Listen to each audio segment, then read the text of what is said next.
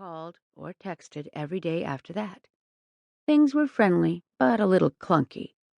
The week without him seemed to drag by, and I realized how much I had come to love his company, both in bed and out. Please, I thought, don't tell me I've fallen for someone who doesn't want to jump in with both feet just at a point when I do. On the Thursday morning before the Sunday Beau was due back, he sent me an unexpected text. May finish early and be back sat. Will let you know.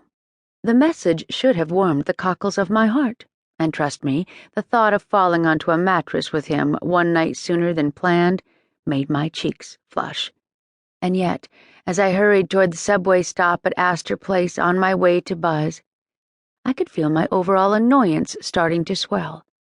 It was the last line that really bugged me. Will let you know. So I should just hold open my Saturday night in case he made it back to town?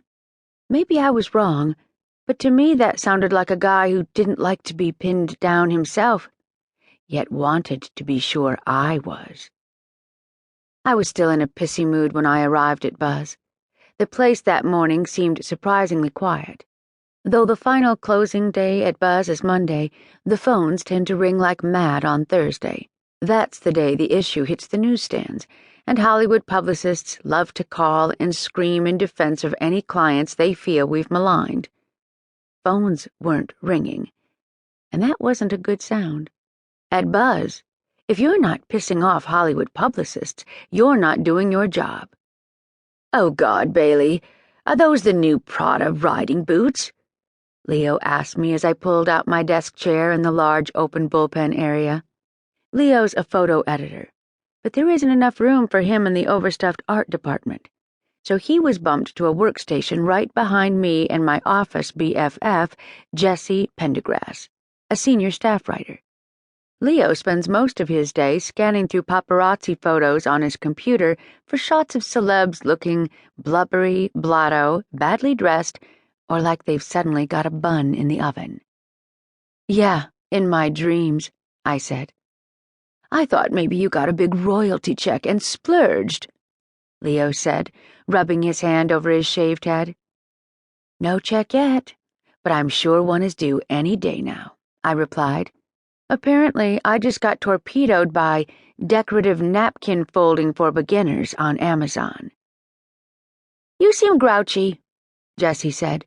She had just set down the phone and was scrutinizing me closely with her amber-colored eyes. Sorry, I'm just a little frazzled. Does anyone want coffee? They both declined, and I headed back to the kitchenette, where I filled up my mug. There were 5 or 6 people congregated there, arguing about the ending of a new movie. Most I didn't even recognize. Not only was the staff at Buzz huge, but because of the pressure and late hours, it turned over faster than you could say Jen's latest heartache. When I arrived back at my desk, Jessie wheeled her chair over to me. Bailey, I've got a brilliant idea, she said, her eyes sparkling.